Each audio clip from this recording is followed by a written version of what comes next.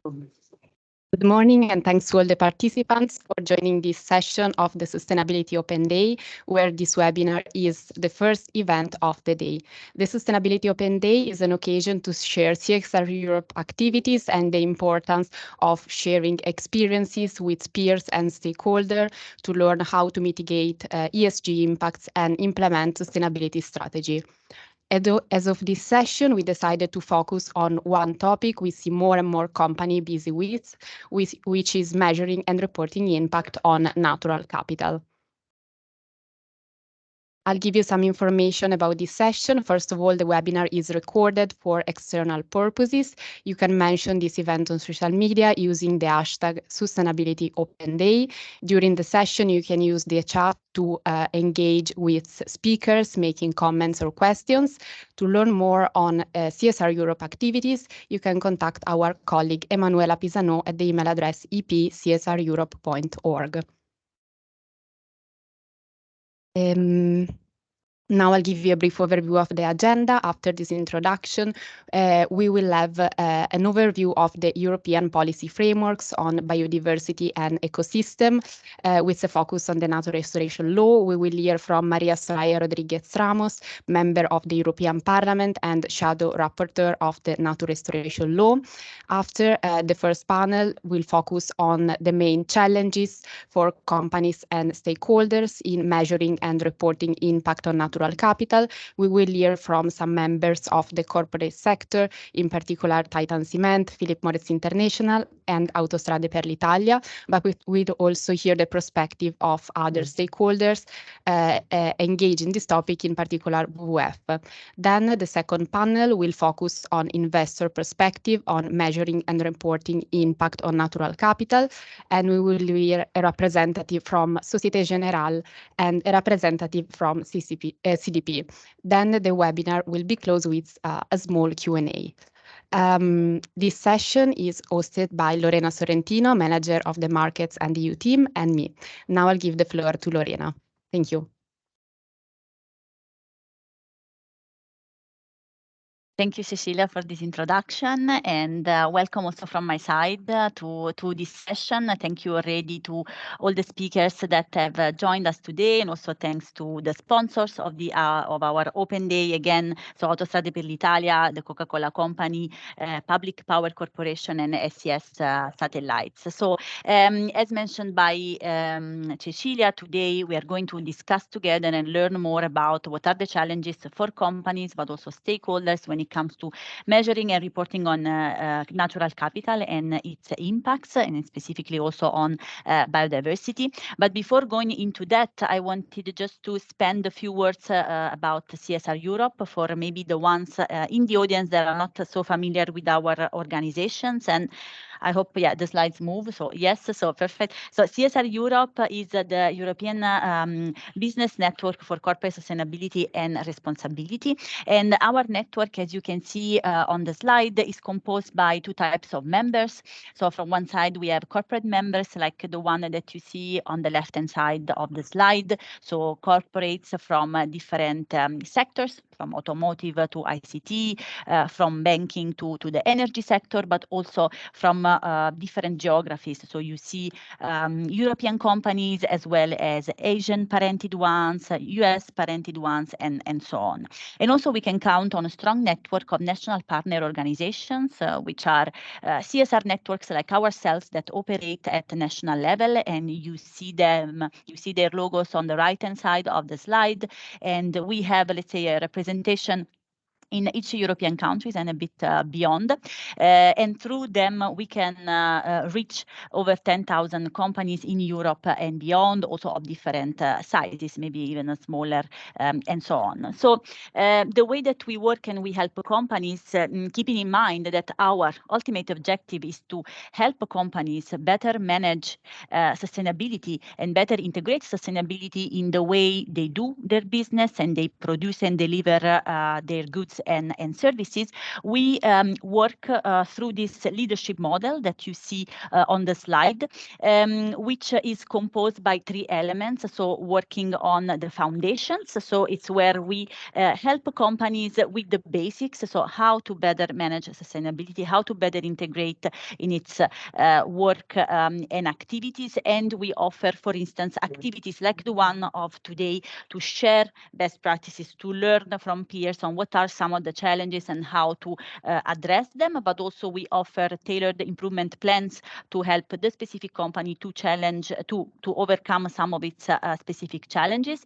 Then we facilitate through us being, as I mentioned, a platform, also collaboration to help companies scale up their impact. So the impact that they can have at the individual level can be scaled up through collaboration, both at sectorial and cross-sectorial level, without also forgetting the dimension of multi-stakeholder collaboration that we try to facilitate. And last but not least, we also work on what we call systemic change through our long-standing and ongoing engagement with the European policymakers and institutions, not only when it comes to really influence the EU sustainability agenda and engage in a constructive dialogue with the EU policymakers, but also inform our members in terms of intelligence and understanding what is happening at European level that can have an impact on their business and how to manage that. And in particular, if we stay in the EU sphere, also as a matter of introduction for one of the first speakers of today, of course, also the discussion that we are facilitating in this webinar on natural capital and around biodiversity, it also comes from increasing attention on this topic that has started, especially in the last years, when biodiversity is also a big part and portion of the overall agenda of the European Commission around the Green Deal, that, as you might all know, has the objective of really making Europe the first climate neutral continent by 2050. But to arrive there, there are a number of measures that have been put in place. And of course, one specific focus is also around biodiversity as part of the environmental and climate action. And specifically, actually, when we look at biodiversity, not only there are a number of specific policies like the EU Biodiversity Strategy, the Nature Restoration Law, that we will hear more about it in a moment, but also a number of complementary actions that the Commission has put in place to implement the Green Deal that refer to enhancing the transparency of companies when it comes to their ESG performance, but also fostering sustainable investment. And that's why biodiversity is also a very important part of the European sustainability reporting standards, as well as the EU taxonomy. And that is why today, since we see more and more companies challenged on how they have to manage biodiversity and the impacts that they have on this topic, but also how to report and measure the performance around that we thought it would be interesting to have the conversation today and hear from experiences of companies, investors, and other stakeholders. But keeping it, let's say, in the European sphere, I'm very happy to leave the floor to the first speaker of today, that is Mrs. Maria Soraya Rodriguez Ramos. She's a member of the European Parliament and shadow rapporteur on the Nature Restoration Law.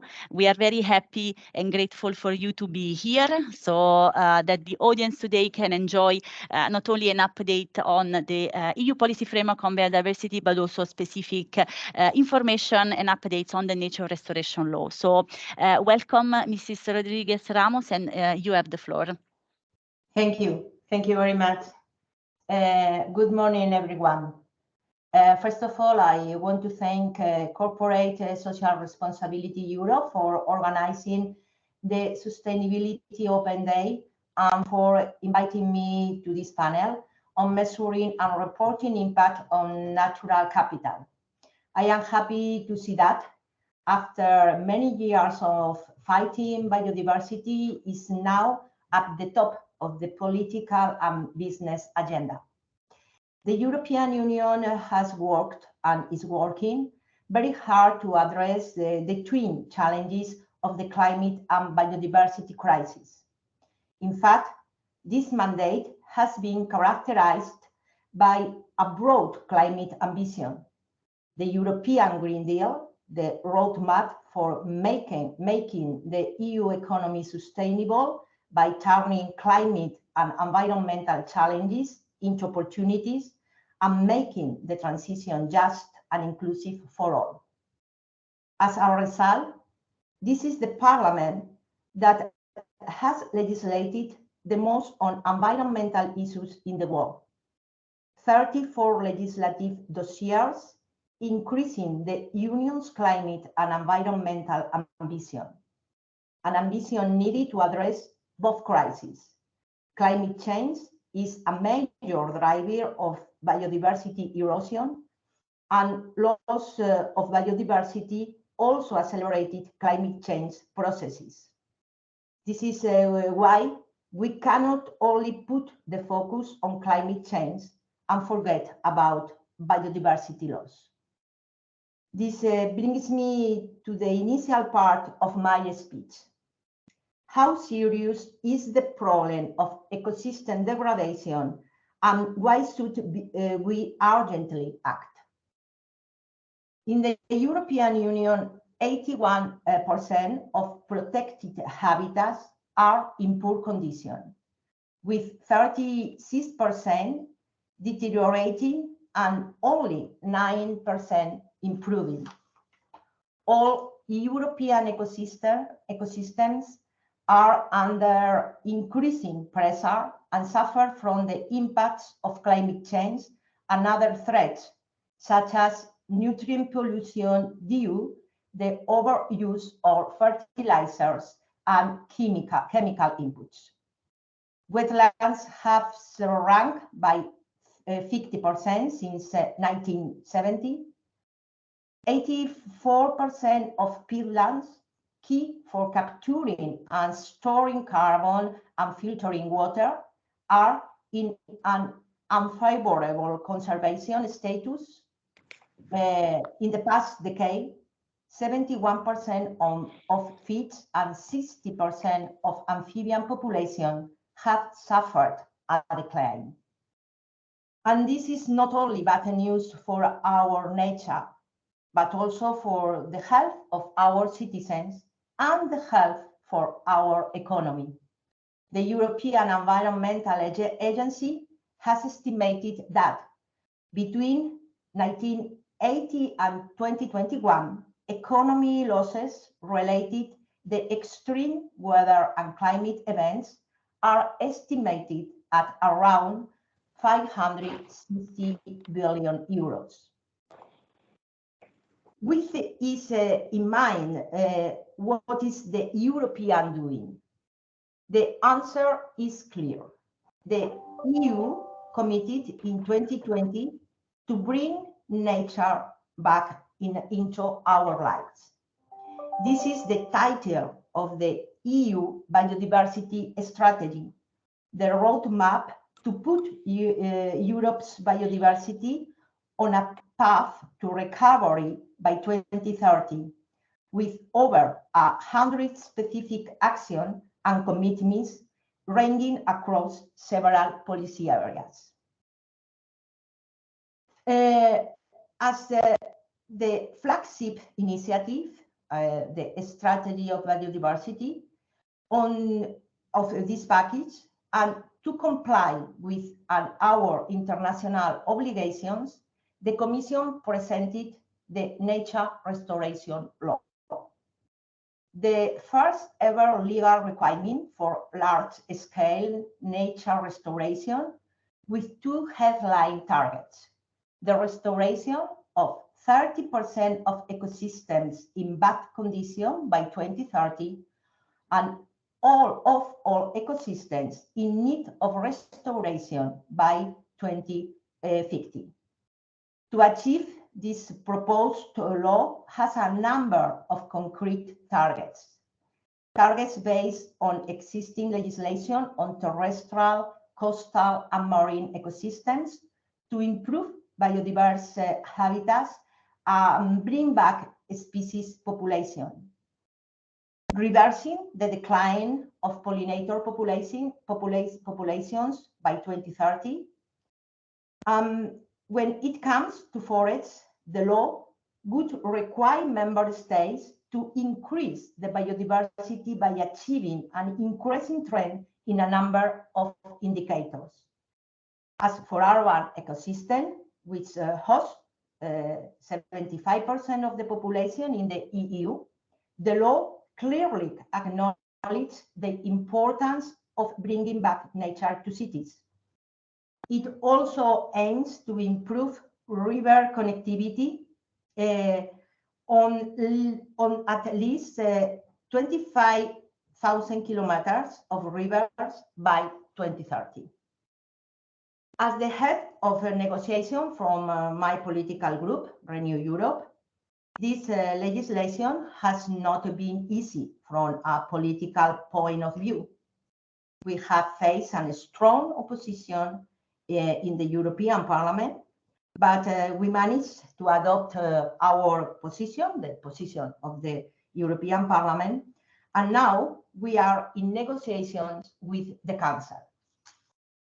If implemented, member states are expected to submit national restoration plans to the Commission, showing how they will deliver on the targets. They will also be required to monitor and report on their progress.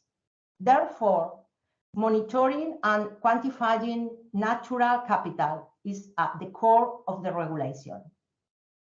Member states will have to quantify and map restoration areas, monitor biodiversity indicators, and set satisfactory levels for these indicators.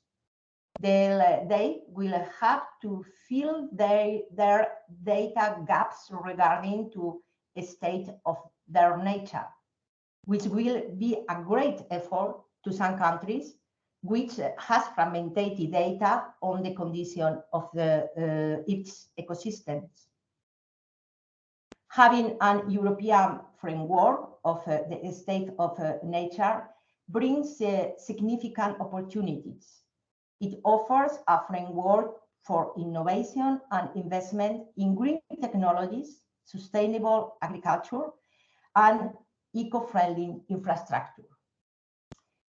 In this context, now, negotiations between the three institutions are key to have a coherent regulation. As you may know, in the compromise of ENVI committee were not adopted because of a technical draw, 40 members against, 40 members in favor of these compromises. And consequently, we voted in plenary amendment by amendment. The result is the text that is exceptionally is below the ambition of the Commission, but even of the Council. For example, the Parliament restricts restoration measures to Natura 2000, which is unacceptable for both the Council and the Commission. First, because it's not coherent with our international agreements. Second, because it does not create a level playing field. The network of protected areas is very different among the 27 member states. Therefore, we are looking solution at, for example, prioritization of the protected areas rather than restriction. Another important point is the no deterioration principle, which ensures that those areas that have reached good condition don't deteriorate it. This is key for reasons of cost effectiveness and has important economic consequences. It is not coherent to invest in restoring nature to let it deteriorate it afterwards. The Council is clear in this regard, but negotiations are open because the European Parliament asked for more flexibility for the Member States. The Parliament also deleted the Article 9, an important article, on the restoration of agricultural ecosystems, which is being recovered in negotiations with the Council. This is key to ensuring food security and increasing the resilience of these ecosystems, therefore also to securing investments in agricultural land. Finally, for example, the other important point is on financing. We are negotiating how to address the financing gap between available and needed resources for nature restoration. The Parliament demands that there should be no reallocation of funds from the Common Agricultural Policy and Common Fisheries Policy to nature restoration. However, there are environmental measures. We can certainly have positive effects of biodiversity, of the agricultural policy or fisheries policies, for example, eco schemes. Okay, we are in this negotiation. These are some of the most important points of the ongoing negotiations between the three institutions. I want to be optimistic, and I believe we can have a coherent and relatively ambitious nature restoration regulation in the following months. In the end, the nature restoration law represents a transformative shift towards safeguarding Europe's natural capital and biodiversity. Its comprehensive approach, encompassing protection, restoration, and mainstreaming, provides a roadmap for a more sustainable and ecological harmonious future. This will be very important for business that can seize the chance to lead incorporate sustainability by incorporating biodiversity into their operation, which not only mitigates risks, but also enhances their reputation and resilience. To realize its potential, cooperation among governments, business, and civil society is paramount. Together, we can address the urgent ecological challenges and secure a thriving environment for generations to come. Restoring nature is, in the end, a responsibility of all us. We need it for the air we breathe, the food we eat, and our health and our economies depend on it. Let's work together for a resilient future. And thank you very much. Thank you, Mrs. Rodriguez Ramos, for this insightful overview that also gave us some information on the behind the scenes of the negotiation, but also, yeah, like you said just now, put also the spotlight on the urgency to do something around this topic. And of course, the nature restoration law is a great and transformative signal, like you said, and also highlighting the importance of collaborating on that, because it's a shared responsibility to make it work between policymakers like yourself, businesses, but also other stakeholders. So thank you very much for that. And I know you have a very short time, you will have to leave us soon, but thank you for being with us. And yeah, if there are some questions, maybe we will send them to you and we can follow up like that. So thank you very much. And now also in the interest of time and the very rich agenda that we have, I am very happy to move to the first panel of today that will be moderated and facilitated by our advisor on sustainability, Pierre Coers. And I'm very happy to leave you the floor, Pierre, so you can facilitate the panel. Thank you. Thank you. Yeah, welcome to our first panel session on the challenge of reporting by companies on natural capital. Let me first welcome Kostis Dragazakis from Titan Cement, Michele Pizzetta from Philip Morris, Nicola Casale from Autostrade per l'Italia, and Philippe Diaz from WWF, who will be our panelists. Before I present everyone more in detail, I will give a few words. I'll present them just before they take the word. First, allow me to introduce this session, which in a nutshell is to get from our panelists feedback on the challenges facing reporting companies when reporting on natural capital, I mean biodiversity and ecosystem. Well, there are a number of challenges for companies understanding natural capital and around disclosure on biodiversity and ecosystems. I will list them briefly, some of them. The general idea behind the surge of expectations and requirements about disclosure on natural capital is twofold. We know the growing concern about the state of planetary ecosystems and the increasing understanding that companies should take into account and report. But beyond just reporting on pollution prevention, which they have been doing for a long time. And indeed, we see a growing number of companies addressing the issues in their reports with excellent material, I must say. However, we are not at all in the climate change situation where a significant number of assumptions, indicators are clarified. We are in a completely different situation. So let me first, a few challenges. First, there is no hierarchy in this listing.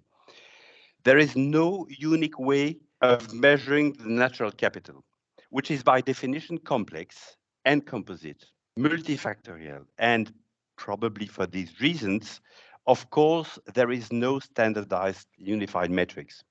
Second, contrary to climate change, biodiversity and ecosystem are local by nature. Every site has a different natural environment, and every ecosystem is unique, with its own criticalities linked to the specific industrial operations there. So the need to disclose places companies in the difficult position to report on a variety of local situations, while at the same time striving to give an overall understandable picture. Third, one easily understands that the gap between reporting on progress in emitting less pollutants, this is usual, for example, reducing by half the heavy metals released, and how this reduction really improves the natural capital in every of the local ecosystems and sites. This brings up to another difficulty. Although all emerging guidelines and frameworks dealing with the natural capital explicitly insist there is no workable clue to link the two parts of the equation, the pollution and the effect on the environment. This is probably the reason why companies report on biodiversity through the lens of what they do to conserve endangered species and this type of things. I will just, before we go to the panelists, mention a last difficulty, a very common and transversal one in non-financial reporting. The indispensable acculturation of analysts and other readers. They need to understand the disclosed issue. So, does the company manage biodiversity adequately? And what are the priority information I am looking for as an analyst or as a user of this disclosed information? I will not mention another difficulty, which is about the value chain. Do I have to report on rubber cultivation when I produce cars? So this is a last point. Okay, I just wanted to open the minds. I see my colleagues making the slides. So I will give the floor to Kostis. Kostis from Titan Cement, cement industry, related products for construction. Kostis is close to the CSR direction of the group, and he's, amongst others, supervising the rehabilitation efforts. So, Kostis, what are, in your view, the main current and future challenges your company faces regarding the disclosure of impact on biodiversity? Please focus on the challenge. Thank you very much, Kostis. Okay, thank you, Pierre. Good morning, everyone. First of all, I would like to thank the CSR Europe team for the invitation and the opportunity to participate in this very interesting webinar and panel discussion about the subject that really is becoming critical for business and companies, since, as you also mentioned, Pierre, it is not only about complying with the disclosure requirements under the new legislation framework in Europe and elsewhere, like the European sustainability reporting standards, but most importantly is, I believe, is for companies to understand and address the management of their impacts and dependencies, as well as their risks and opportunities related to biodiversity and ecosystem services. So I think, Pierre, you put the framework, and I will try in few words to present what we do currently about monitoring and reporting our impact on natural capital, and what are the main challenges. So in Titan Cement Group, our sustainability strategy is based on a deep understanding of the material issues that affect our business and our people around us and who rely on our work. So according to our latest materiality assessment, one of the material issues is the positive local, social, economic, environmental net impact. So natural capital, including the flora and fauna species, the water, soil, etc., which, as you also mentioned correctly, Pierre, all these are local by nature. So natural capital is incorporated in this focus area of our material issues.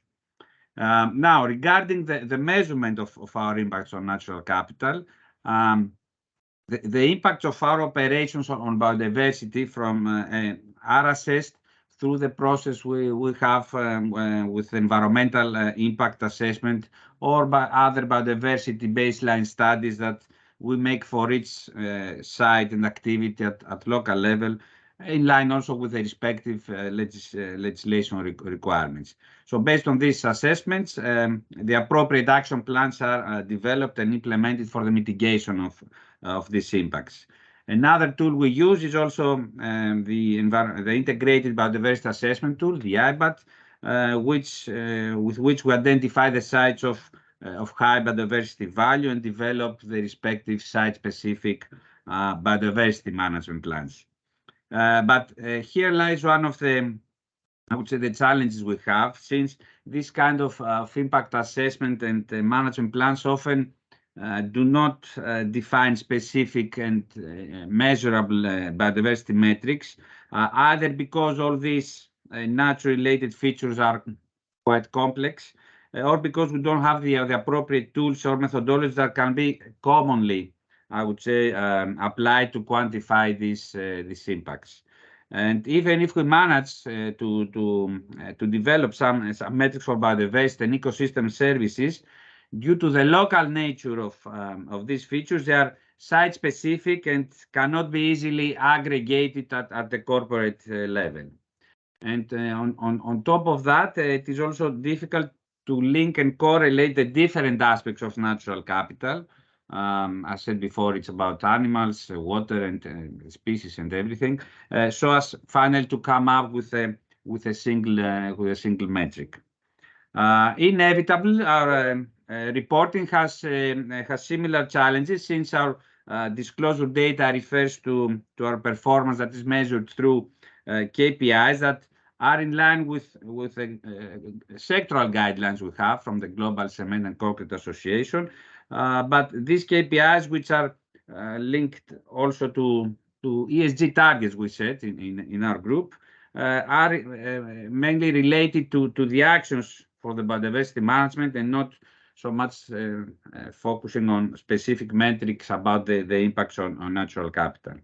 So to sum up, in Titan we have a long history on land stewardship, since we acknowledge and we recognize the impact we have from our extraction activities at the core operations on the natural landscape, and therefore we have been applying practices for the progressive rehabilitation and restoration of the affected land and for the biodiversity management.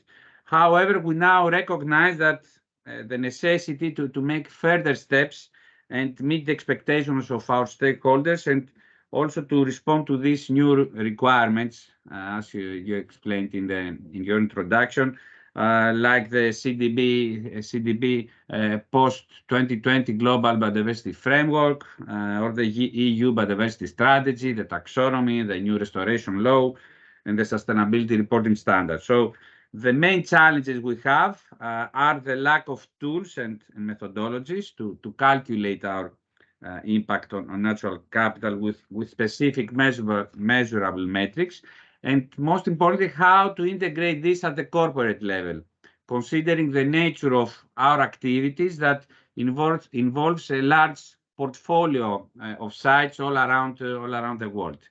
We are in progress of reviewing and implementing some new tools, couple of new tools that we believe would help us in this direction, like the science-based targets or the TNFD. These seem to be very useful tools that are coming on board, but still we believe that additional tools and guidance would be necessary, and especially with a sectoral approach to address the specific features and the requirements of the cement sector. So thank you. This as my intervention, and I will be happy to answer any other questions you may have from the audience. Thank you. Thank you, Kostis. Because of the time, we need to move up. Maybe at the end we'll have time for one or two questions. We'll see. Thank you very much, Kostis. I think the picture you draw is very clear. I turn now to Michele Pisetta, working for Philip Morris International, which is a company transforming tobacco into tobacco products. And of course, with close connections with the growers, the tobacco growers. Michele is an agronomist. Welcome. I'm an agronomist too. Environmental sustainability manager at group level for PMI, with, for example, responsible sourcing as a key aspect. So I give you the floor about the same question. What are the key challenges now and in the near future? Thank you, Pierre, and good morning or good afternoon to everyone. Thank you very much to CSR Europe for organizing this session. I think it's very interesting to have all these people connected, and please ask as many questions as possible. I've seen already some interesting one in the chat. It's a pleasure to go after Kostis. He's my biodiversity hero and professor, and it would be very easy to answer to your question, Pierre, just by saying I echo what Kostis said. So I'll try to go a little bit more into the practical details, bearing in mind that we indeed face the same challenges that Kostis has mentioned. But as you were listing the potential issues that might be there while preparing for disclosure, Pierre, it came to me the incipit, the beginning of a novel that we all know, right? Charles Dickens, it was the best of times, it was the worst of times. And I think we are in that kind of situation at the moment. We know the planet is not doing well. We know that we are facing challenges to recover the situation, to help nature to recover and reestablish itself as it used to be. But at the same time, it is the best of times for us sustainability practitioners, and especially the ones that are dealing with environmental sustainability, because of the number of tools and frameworks that have been built and made public in the last years. Indeed, it's not simple to align all the requirements and all the inputs that we receive into a streamlined disclosure. But this is our job, and we know that we need to all push in the same direction, and especially in the corporate sector, share ideas and be as much as possible open and transparent on how we approach the challenges to make sure that we achieve targets at 2030 and 2050 as the Global Biodiversity Framework indicates. Now, to go a little bit more into the details, indeed, disclosure is not the issue. Preparing for disclosure is the issue. That might seem obvious, but it entails being very well prepared on data, numbers, inputs, and especially the interpretation of them. Climate change and the programs that are tackling it took a few years to be established, and yet there we had only one unit of measure, CO2. And it is quite straightforward to measure emissions and to estimate how we can reduce them and remove CO2 from the atmosphere with specific activities. With biodiversity, it's a little bit different.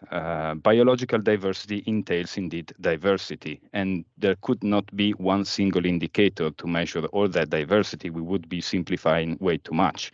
So when it comes to interpreting it, defining it, and then conveying it into a single strategy that can be applied at, for example, corporate level, we need to be aware that oversimplification could be detrimental in against the targets that we want to achieve. Therefore, let's keep the diversity, let's keep a little bit of complexity, and let's try to describe it and make it actionable as much as possible, especially with our colleagues that are in charge then of implementation, that are in charge of providing data and measuring the impact of our activities. So I was mentioning data and indicators.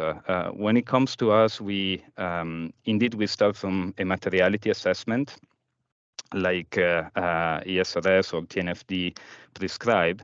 And on that one, we have an analysis of impacts and dependencies. We use a double materiality approach. And the key part of that one is to be able to interpret the outputs and the outcomes of this exercise. I give you an example. For the dependencies, we use 21 indicators, and we apply them on our whole value chain to understand where we are most dependent on nature. Some of them become critical indicators. So we know that the dependency that we have, it's very strong. And without that specific ecosystem service, without that function of biodiversity, we might have issue in moving forward our business. At that point, that becomes a very material topic, a very material indicator, and we include it in our approach to biodiversity conservation and restoration. Same thing as impacts. We know how our business operates. Pierre, you have mentioned before our relationship with tobacco growers. The same way with pulp and paper suppliers. We know how they operate. We collect data about their use of natural inputs from nature, and also how their operations might be impacting nature. Understanding and giving numbers and putting in perspective these numbers, it's what is relevant for us and what allows us to have these metrics between dependencies and impacts that defines where we see risks and opportunities on acting on nature protection. And it's not easy. It's about 2 years that we are working on a framework based on a dashboard that took a lot of sweat and long hours to collect the data, but little by little we are getting there. Is it perfect yet? Probably not. We'll need to improve it, and we'll need to understand also through comparing how we are operating with other companies and with other organizations, how we can get to a very sound application of the targets that we have already set. But if you look at how we are approaching biodiversity, we have an ambition that already was published at the end of last year.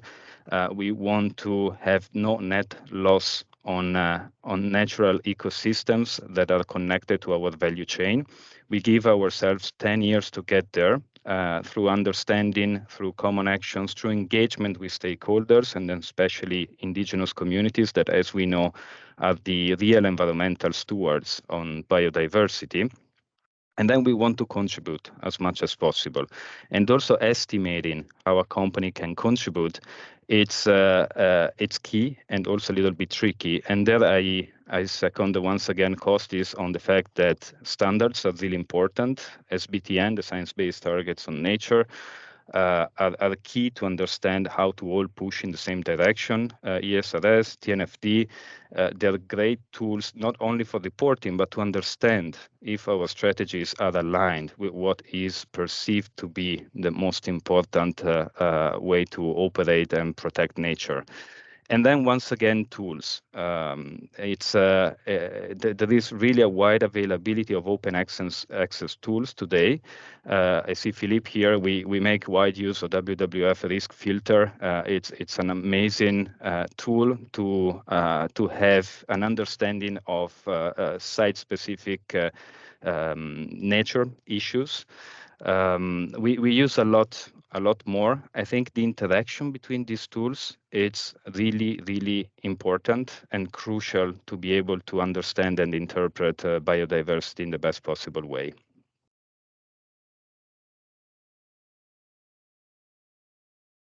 Thank you, Michele. Thank you, Michele. I could. Everything is so interesting, but I especially keep in mind the fact that you say it's not the disclosure which is difficult, but the need to prepare for the disclosure, which you are doing, and it takes years indeed, finding your own way.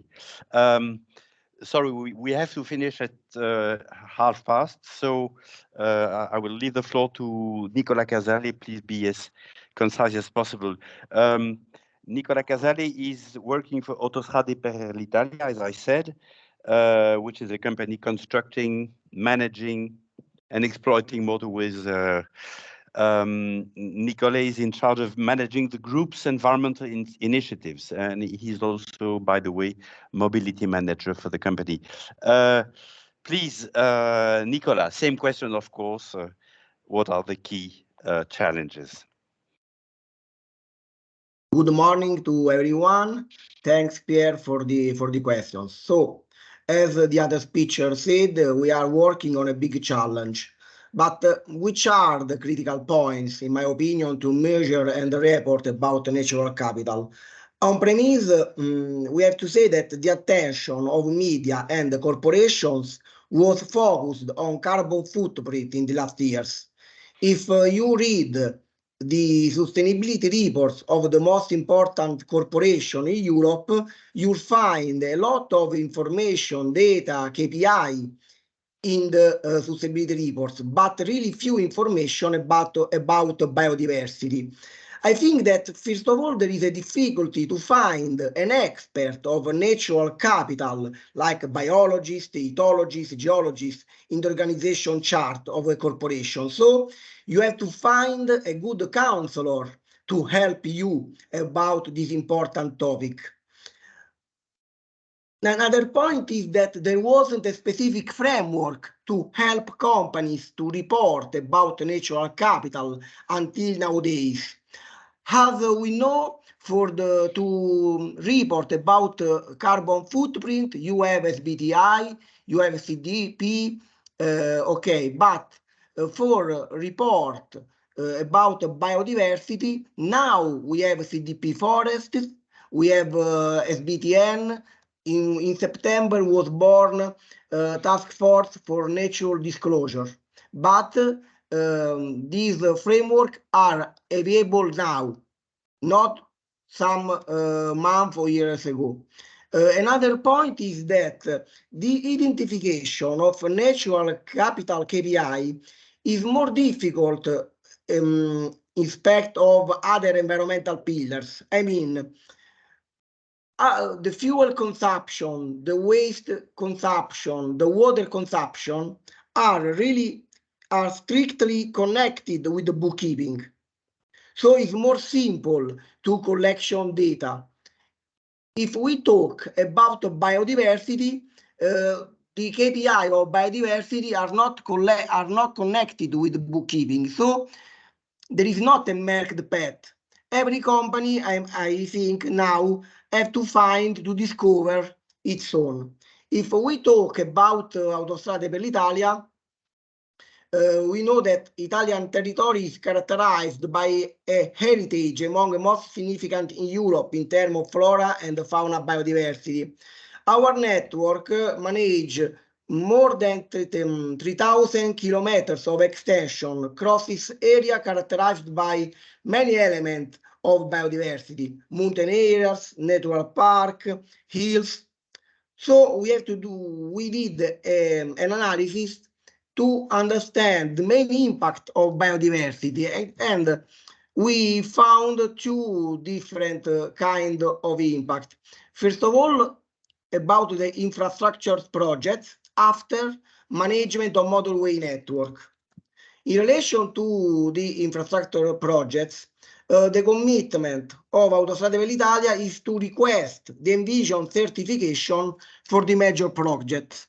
Why? As known, a specific pillar of protocol revision is called natural world, and focus is related to safeguard on habitat and biodiversity. So to provide a guarantee that the impact of the infrastructure projects on habitat and ecosystem will be studied and minimized.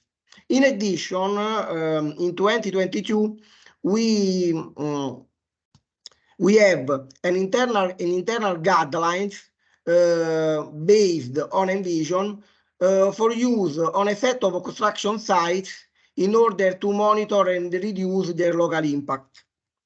For the other aspect, the motorways network, in relation to this aspect, in 2022, Autostrade per l'Italia began a study of the possible impact that the motorway network may have on ecosystem of national, regional, and local protected natural areas, bordering or really close to the motorway network. And so, in order to safeguard the flora and fauna, Autostrade per l'Italia has initiated and is planning a number of activities, the most significant of which are, first of all, now we have a company policy on protection of biodiversity, ecosystem, and habitat. In 2022, we have mapped all the protected areas bordering or close to the motorway network, and we have identified 100 natural areas. Now, we are mapping all the protected species with special focus on the UN Red List that lives in this area, and we hope to finish it at the end of 2023. Last, we'll do an analysis of the possible impacts of the motorway network on habitat and the priority species. We'll do, if necessary, a remediation plan, and we'll find and monitoring some KPI. And this activity will be completed, I hope, in the first quarter of 2024. These last activities, we are operationally working with WWF Italy.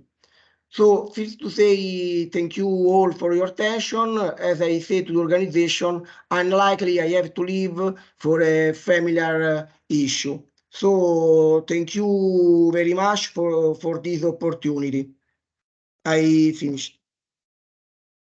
Thank you so much. Have a nice family event. Sorry, I move on. Now it's Felipe Diaz, who is Senior Manager at the Sustainable Finance Units, WWF. So the question will be slightly different, but the same. It's always the same question behind.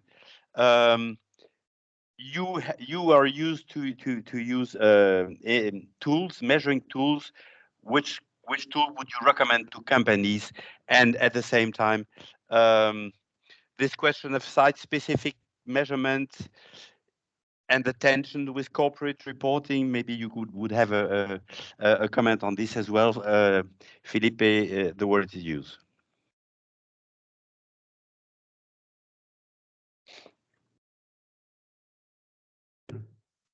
Yeah, thank you. Sorry, I couldn't unmute myself. Good. I run through a few slides to try to answer those questions. What I have to disappoint you on is that unfortunately we at the WWF do not recommend to use a specific tool or metric yet, but I'll present you two conceptually slightly different approaches that you can take some lessons from. But yeah, principally speaking, there's a lot of discussion now on biodiversity. Is it material? Just looking at the difference between how far we are in overshoot territory on climate versus biodiversity, I think that speaks a clear language. Biodiversity and ecosystems, ESRSE4, that you can blame me for, that I had draft, is very likely material, especially for large corporations. And if it's only just the sustainability matter, land use change. Yeah, another slide, just conceptually speaking, that confirms the previous slide, sort of. The higher or the further we are on overshoot territory on whether it's a local, regional, or global ecological threshold or a budget, the lower the materiality threshold is, or the earlier, the quicker it is material. And unfortunately, the reality is that still a lot of corporations do not consider it material, do not report on it. And yeah, I think you can save yourself a lot of stakeholder questionnaires trying to gauge what stakeholders that very often do not understand biodiversity think about it by just cutting it short and looking at the planetary boundaries. So now moving on to metrics. Just a very brief introduction to ESRSE4. There's a number of metrics that are not by name included apart from the LCA. However, the undertaking that is reporting against the ESRSE4 shall report metrics, which is married, unfortunately, with vague language, as you can see here, in further details on the ESRSE4, where it's just being said may disclose the metrics, and then usually in relation to the impact drivers on biodiversity loss. I am just jumping over it just to give you a sense of it. It's worth looking for the ESRSE4 because this is regulation. It's mandatory to report against it if it's material. So a good starting point. And yeah, since LEAP is woven into ESRSE4, feel free to also make use of it going forward. So now, very brief introduction to the types of metrics. We've just published a scientific study on this, where we distinguish between top-down intactness metrics and bottom-up global significance metrics. Top-down intactness metrics are easier to use. They are useful for screening on where the likely most material sites and locations are. But they should be married with the bottom-up global significance metrics, which are less mature, less available for now, but this is that direction towards more granularity that we should be taking. I trust that the slides will be shared afterwards, so you can read through the detailed text later on. Here, an indication how the judgment or the results of using top-down versus bottom-up metrics how the results can differ. Hence, it's important to once you get a grips generally of biodiversity reporting against biodiversity, and you have successfully used the top-down metrics, that you move on to go also for more granularity and refine your understanding of where the material sites are and the characteristics of those.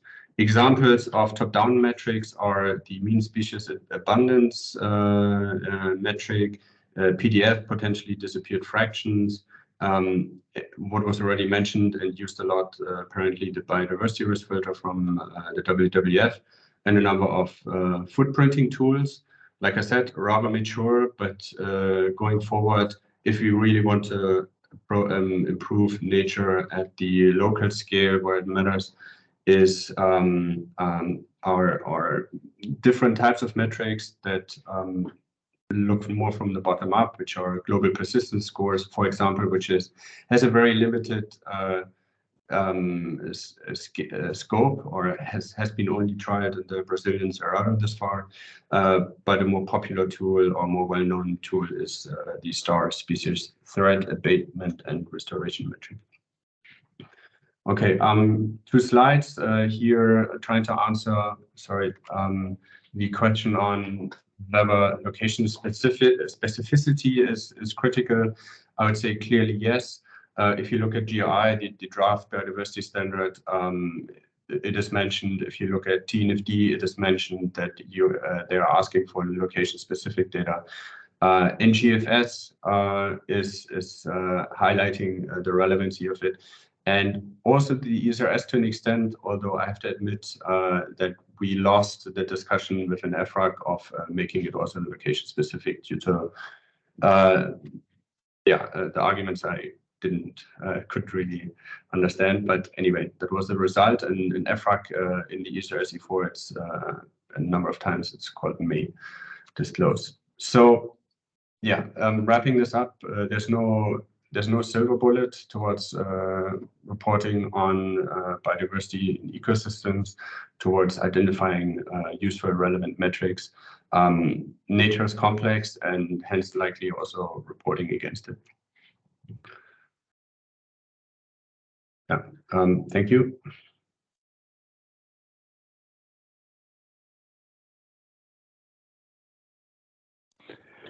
Thanks so much. So we come to the conclusions. 2 things. First, about the questions in the chat. So we will transmit your question to the different speakers, and I ask you to try and ask the best you can to these questions. Second, we will also everything is registered here, so we will take note and distribute the key ideas expressed by the panelists. I would just maybe finish by a very quick roundtable, just 1 word or no word, but maybe 1 word. If the 4 of you had a wish to express to the regulator concerning disclosure, I insist, concerning disclosure, what would you dream of that would make it more efficient and make it workable? And at the same time, don't forget the next session and the users that can be of use and understandable by the users, because we do not disclose just for fun or for pleasure or by obligation. We disclose because we believe it is useful. Thank you. So a quick roundtable reaction on your dream. If I might start, have a lot of dreams. I'll just mention 1. I think work in line with nature, right? Nature uses feedback loops, trade-offs, and a lot of mechanisms that are studied by ecology. Make sure that in the disclosure process, and especially in the evolution of the disclosure process, the same approach and the same principles are applied. So improving the disclosures as we move forward, making sure to intake all the feedback that is coming from users, and aiming at finding perfection without having perfection. So striving for it, but knowing that it's a continuous improvement process. So not be afraid of opening the dialogue on that, and changing things on the way. Can I translate this to your demand to the regulator? Would be not too quick, not too square immediately?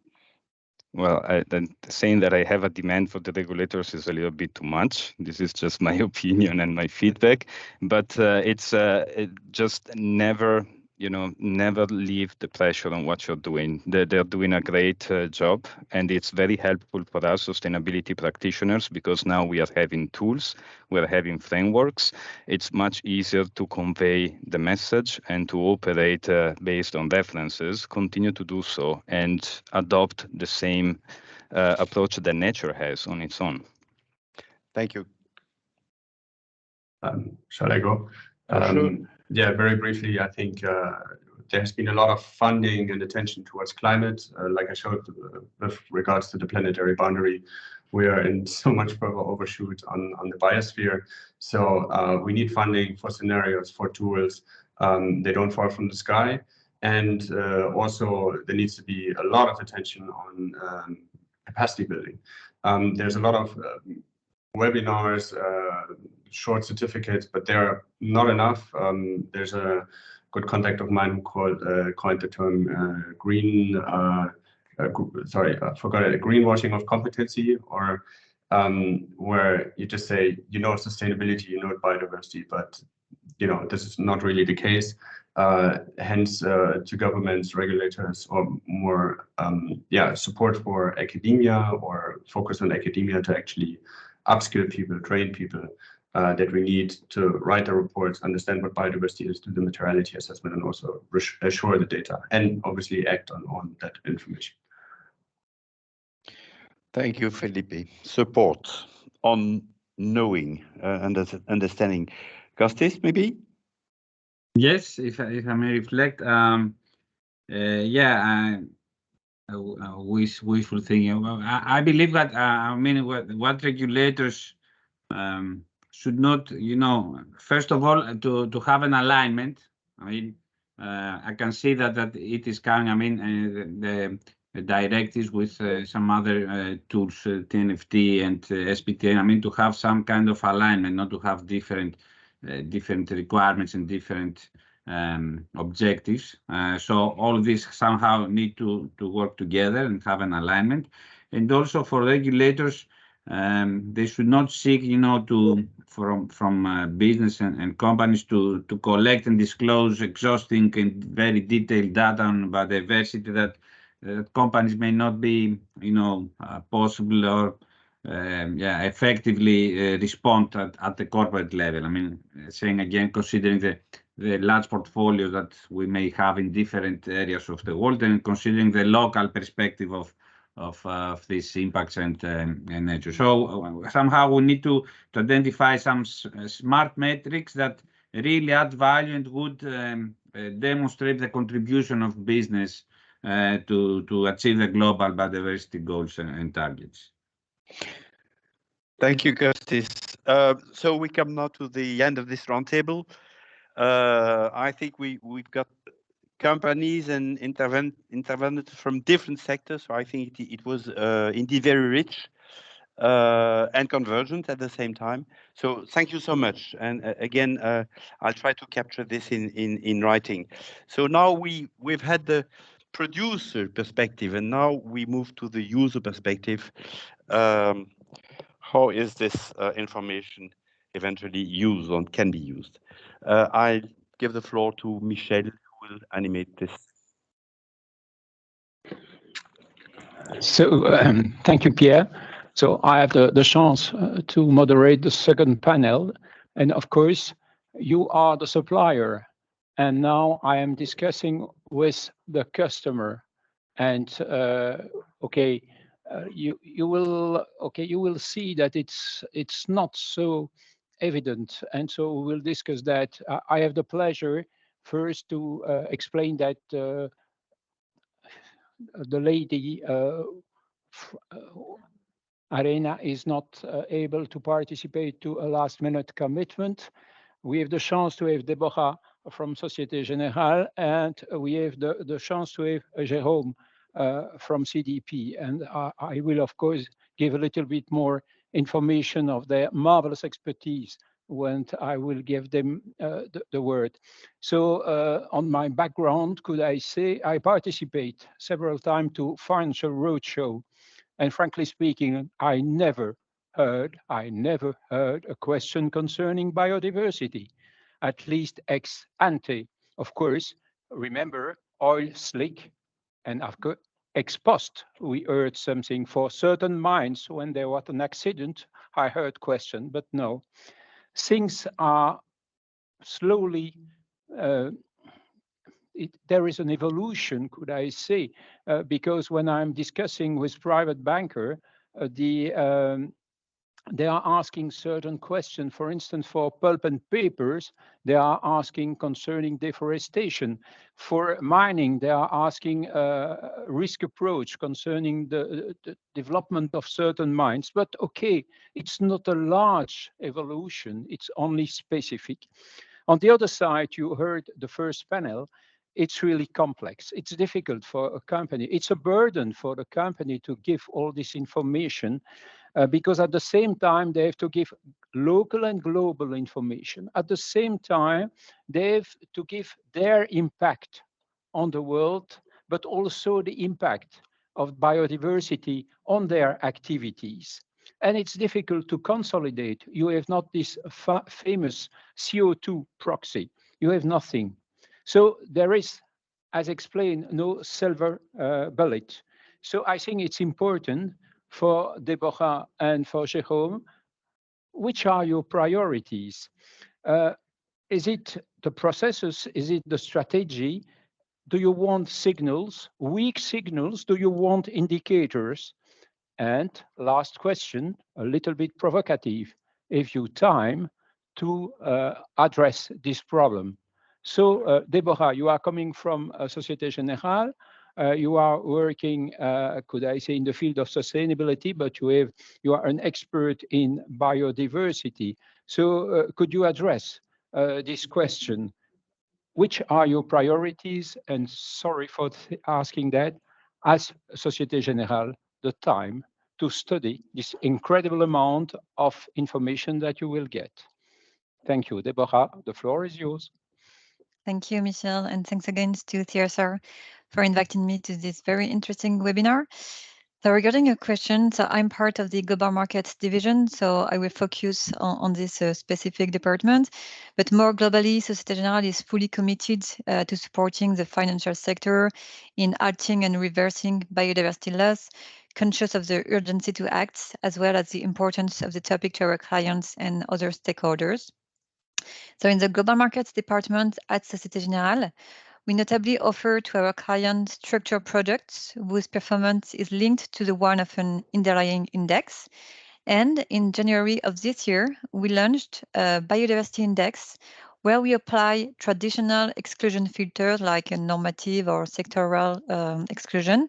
And then we apply a biodiversity filter based on a biodiversity score derived from data computed by Iceberg Data Lab. So these biodiversity scores, are normalized across companies. And at the end, the index, so the group of stocks, excludes the bottom 50% with the highest potential negative impact on biodiversity within each sector represented in this group of stocks. And the scores of Iceberg Data Lab are using the mean species abundance metric that we discussed earlier to quantify the biodiversity impacts. Actually, the MSA, the mean species abundance, is an indicator measuring the state of biodiversity in an ecosystem in comparison to its original state undisturbed by human activity. And Iceberg has developed a methodology to measure this impact through the 4 main environmental pressures on species and habitats. So these pressures are typically the ones that are being identified by the IPBES, so change of land use, climate change, air pollution, and water pollution. And interesting to notice that these pressures are calculated along the whole value chain of the corporate. So appraising their processes, their products, their supply chain, and all the pressures are also looked at the 3 scopes, as we all know, for the climate. So scope 1, scope 2, and scope 3. So at the end, through this biodiversity index, we at Société Générale offer investment solution to our clients, embedding this biodiversity thematic. And regarding the question about the challenges and the metric and frameworks, so it actually echoes to the first panel discussion. But from an investor perspective, in the context of the increased scrutiny towards biodiversity coming from both regulation and also the COP15 agreement, it's true that the interest in this thematic for the investor community is increasing and is more and more high. In particular, one of the 23 targets reached at the COP15 requires from both company but also from financial institutions to monitor, assess and disclose their risk, dependencies and impacts on biodiversity. And also I wanted to highlight the specific case of financial players in France, so including asset managers, insurers and banks, as these actors are subject to what is called the Article 29 of the Energy and Climate Law, that aim to strengthen the extra financial reporting in relation to ESG criteria. And specifically to biodiversity, this decree requires asset managers, insurers, etc., to publish a strategy for alignment with long-term biodiversity objectives, including the use of a biodiversity footprint indicator. And what we observed last year in the wake of this French biodiversity legislation is a number of French asset managers like EXA IM that launched biodiversity-focused funds.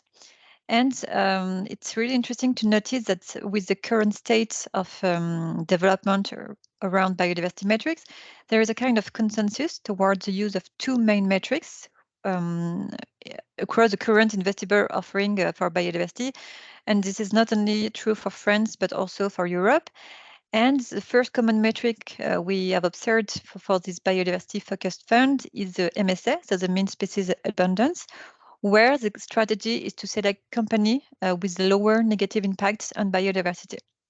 This is true that MSA, this metric, measure a potential biodiversity impact and not a real impact. But considering that most of the strategies seek to invest in companies trying to reduce their impact on biodiversity, MSA is considered a good metric to meet this objective. And the second metric used in this biodiversity-focused fund is a metric to measure the alignment with SDG. So both SDG 14, life below water, and SDG 15, life on land, which are the two SDG targeting preserving biodiversity. So typically here the metric aims to measure alignment with those SDG. But it is true that now the step is not only to address negative impacts angle, but also to be able to get relevant data to identify companies that provide a solution to restore and protect biodiversity, such as regenerative agriculture. So the challenge here is not is that even if companies develop such solution to protect biodiversity, it will remain, at least as of today, a very small proportion into their value chain, so a low portion of their revenue. And it is also true that there is not yet standard measurement of what could be considered a positive impact on biodiversity.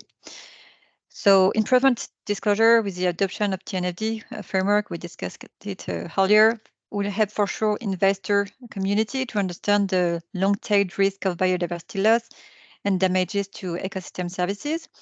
And also TNFD for sure will encourage development of other methodology to evaluate biodiversity risk, and we can expect a greater momentum in biodiversity investments. In addition, we think that TNFD will provide information that is crucial to quantifying the financial value of nature and understand how risk related to biodiversity loss will affect company valuation.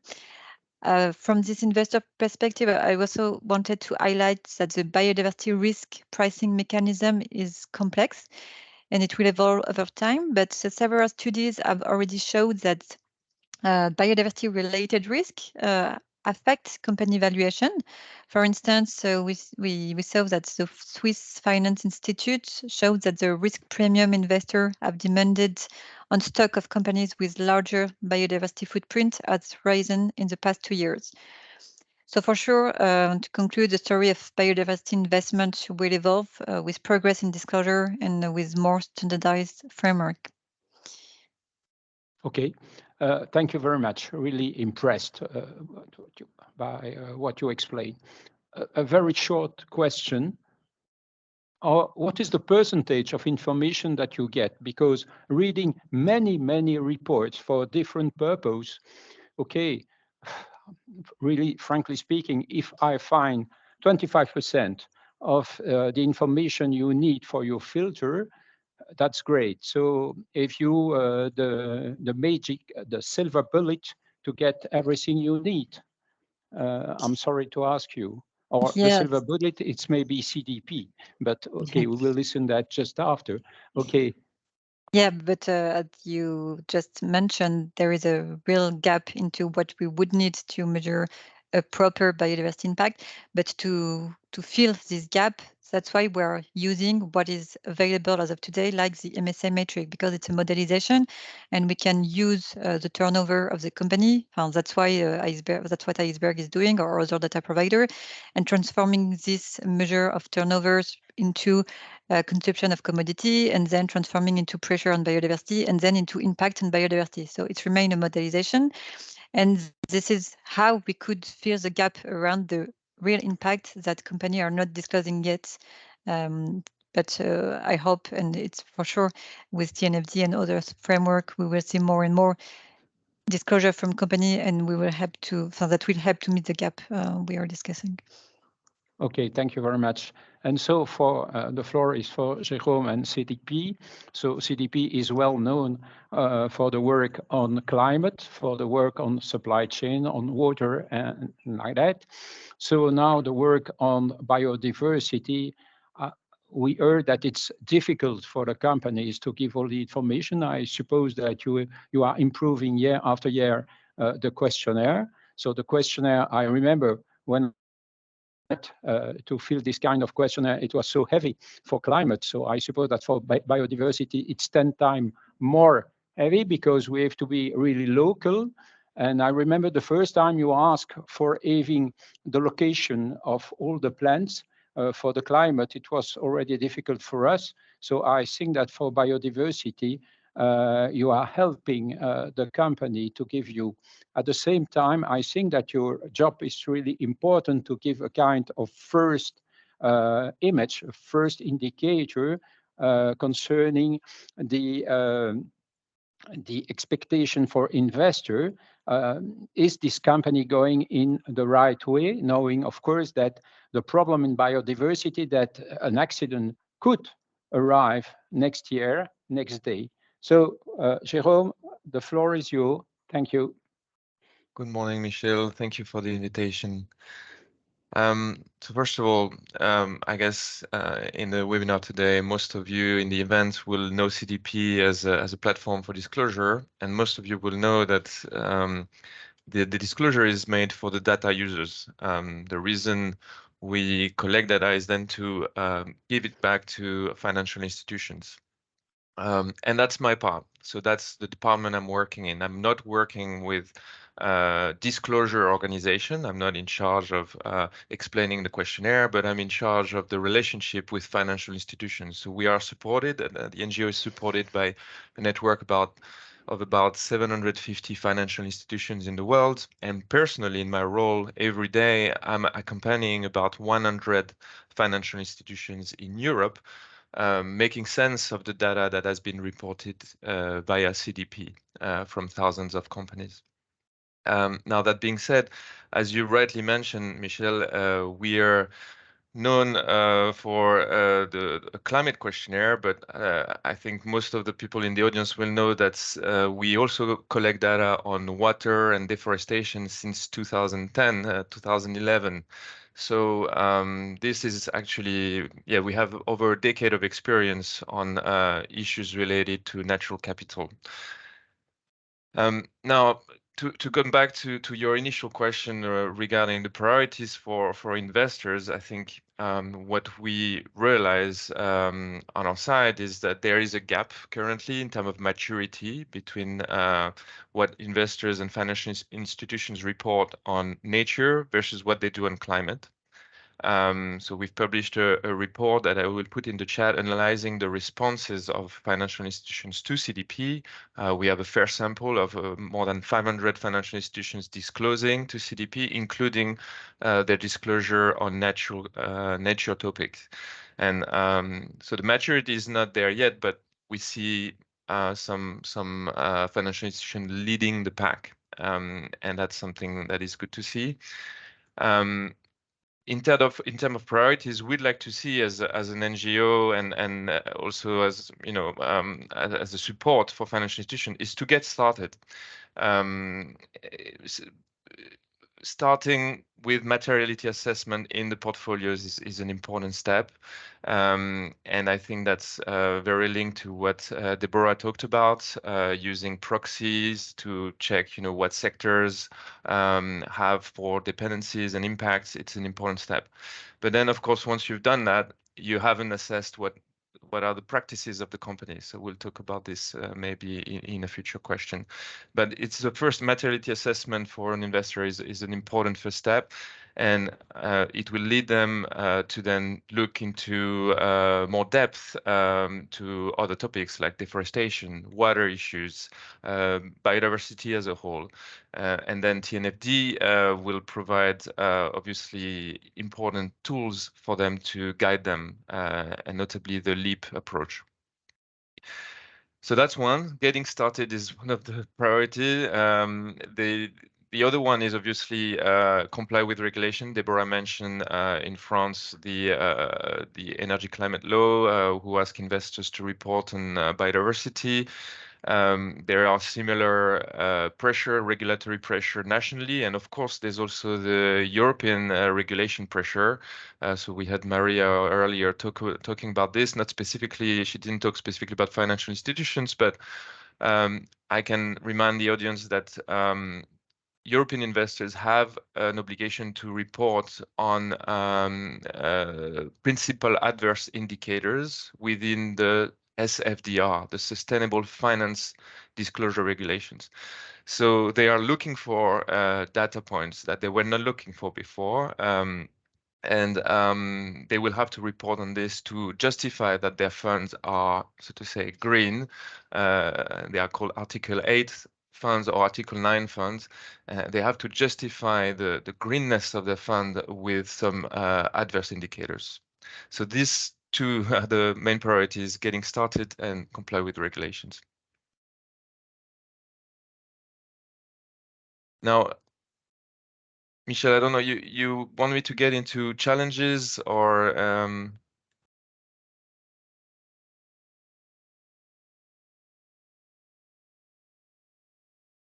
I'm sorry, I am muted, I suppose. we can hear you. We can hear you. Oh, yeah. okay. Okay, Yeah. thanks, because I didn't. I we can think see that... you and hear you. Yeah. Jesus, the best, of course. So no problem at all. So thank you both for your comments.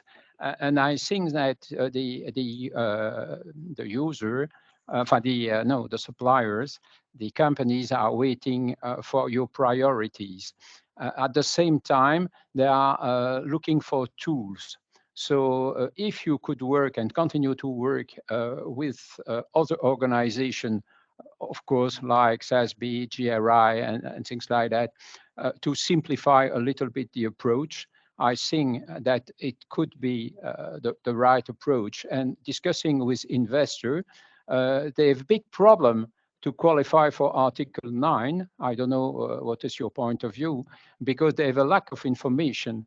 So to sign that one of their product is Article 9, one told me it's impossible. A very top level, they say in practice it's impossible. So I think that if you could first clarify your need, simplify your need, working with other organizations to develop framework and to develop tools, it would be great for everybody. So thank you really for your priority, for your nice experience, for the very nice job Société Générale and CDP are working, and you are working for me in the right direction. It will take time. So don't hope that it will be solved for next year.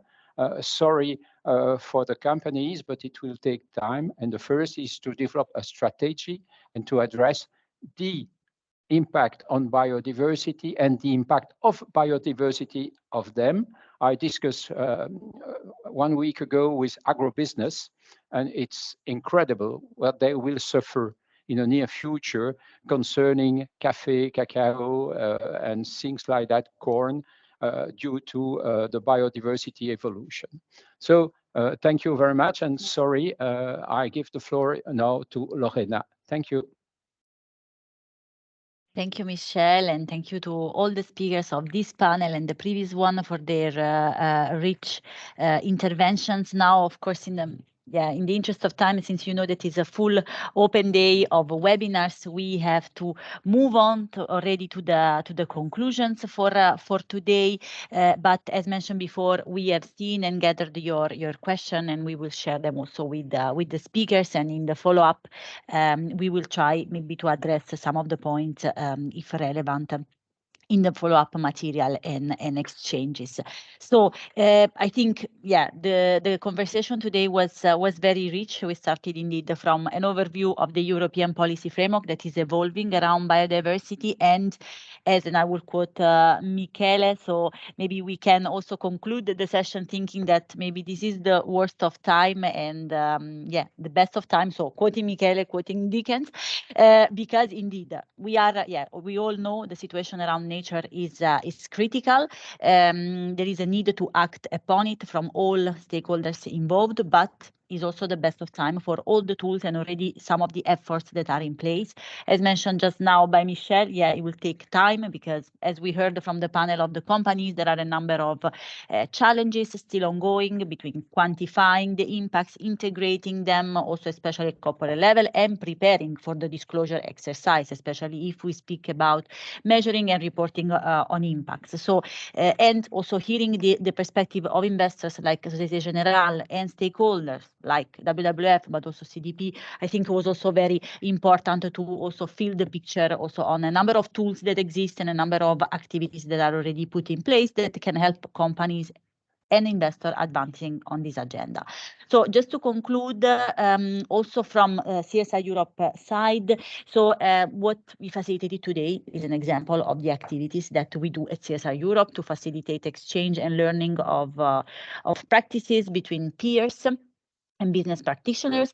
Of course, we also provide companies with tailored support, and in particular, and we heard it in many occasions today, when it comes to the upcoming EU requirements and the avalanche of measures that are in place, especially when it comes to reporting and transparency, we have in our toolbox a number of services that can help companies actually understand how to meet this upcoming requirement. Specifically, we have an EU alignment service that is aimed at helping companies assessing their level of readiness when it comes to reporting according to the Corporate Sustainability Reporting Directive, the standards and others. But also we have a number of other services related to stakeholder engagement, but also materiality that can help companies in this journey that for us is always twofold, not only to understand how to comply with this requirement, but also then moving beyond compliance and really use these legislative tools as a way to improve their sustainability performance.